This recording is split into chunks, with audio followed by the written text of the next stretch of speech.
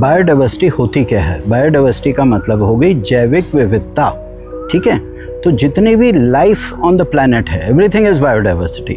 चाहे वो घास का तिनका है, चिड़िया है, इंसेक्ट्स हैं, बीटल्स हैं, बीज हैं, आपके बटरफ्लाइज हैं, आपके फ़िश है, आपके ओशंस के अंदर जो पूरी डाइवर्सिटी है, जितनी भी फ़िश पॉपुलेशन है, सो कुछ भी हो, चाहे जल है, थल है, वृक्ष हैं, जंगल हैं, हिमालय हैं, रेगिस्तान है, उसमें जितने जीव जंतु हैं, जितने भी जीव जंतु हैं, पेड़ पौधे हैं, उसको बायोडाइवर्सिटी बोलते हैं।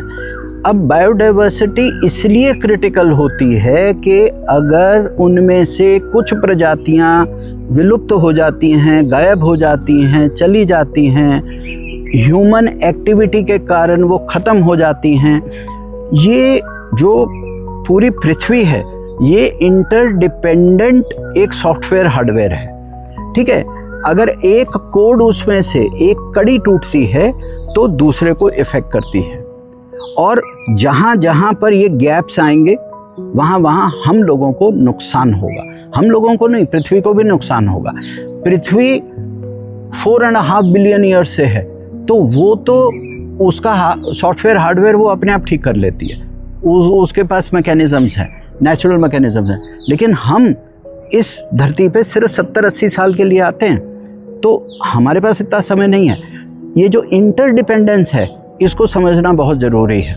इंटरडिपेंडेंस के कारण ही जीवन है, इंटरडिपेंडेंस के कारण ही, चाहे वो खाना हो, हमारे खेत खलियान हो, हमारे पॉलिनेटर्स हों, वृक्ष जो हमें साफ़ हवा देते हैं, हमें छाया देते हैं, कुछ भी हो, हमारी मिट्टी तक जो है वो भी बायोडाइवर्सिटी में आती है, क्योंकि मिट्टी में इज़ अ लिविंग ऑर्गेनिज्म, वो भी जीवंत है। अगर मिट्टी के अंदर बैक्टीरिया नहीं होगा, माइक्रो ऑर्गेनिज्म नहीं होंगे, फंजाई नहीं होगा, तो मिट्टी भी अपना काम नहीं कर पाएगी।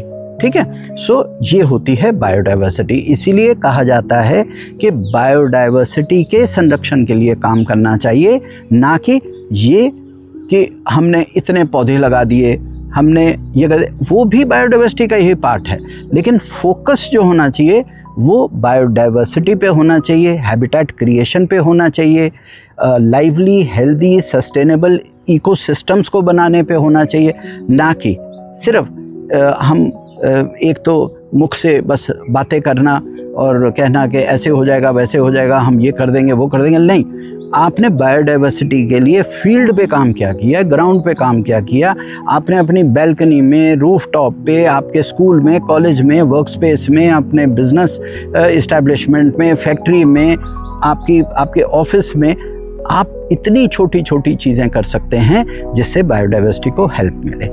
उसको हेल्प क्या है, हमको बस बायोडाइवर्सिटी को जो है उसके एक्सपेंशन के लिए you have to grow something. हम तो बस ग्रो ही समथिंग करते हैं, नई स्पीशीज़ तो बनाएंगे नहीं हम, मनुष्य में इतनी ताकत तो है नहीं अभी, है ना। लेकिन इतना तो हम कर सकते हैं कि फूल पौधों को ध्यान से हम अपने रखें, हम अपने खेत खलियानों को ध्यान से रखें, हम अपनी नदियों को ठीक से रखें, हम अपने वेटलैंड एरियाज़ को ठीक रखें, हमारे जो वेटलैंड इकोसिस्टम है उसको ध्यान से रखें, हम अपने पहाड़ों को संजो के रखें, उनको माइनिंग से बचा कर रखें, है ना। सड़कें जहाँ ज़रूरी हैं वहाँ ज़रूर बने, विकास ज़रूरी है, लेकिन खामोखा सड़कें ना बनाएं, क्योंकि जंगल ख़राब होते हैं, हज़ारों साल, लाखों साल से जो जंगल खड़े हैं वो भी बर्बाद होते हैं। तो वो जो बायोडाइवर्सिटी आने में, डाइवर्सिटी वापस आने में, एक पेड़ जो है देवदार का जो जंगल है वो 100 साल लगता है उसको मैच्योरिटी आने में, लेकिन हम उसको फटाफट काट देते हैं और छोटे छोटे पौधशाला से पौधे ला के वहाँ पर लगा के हम कहते हैं जी हमने बायोडाइवर्सिटी वापस दे दी। ऐसे नहीं होता, बायोडाइवर्सिटी बहुत सालों में बनती है। ठीक है, तो बायोडाइवर्सिटी को समझिए। मैं तो सबसे आग्रह करूँगा, आप YouTube पे जाइए, आप अच्छे चैनल्स देखिए, आप अच्छी किताबें पढ़िए और बायोडाइवर्सिटी के डेप्थ में जाके और उसको पूरी तरह से समझिए। फिर देखना आप जो भी काम करोगे उसके अंदर एक अलग सेंसिटिविटी और एक अलग एक्सपेंशन, एक अलग डेप्थ आएगी और एक अलग मीनिंगफुल आप काम कर पाएंगे और बढ़िया सस्टेनेबल एक्शन ले पाएंगे आप।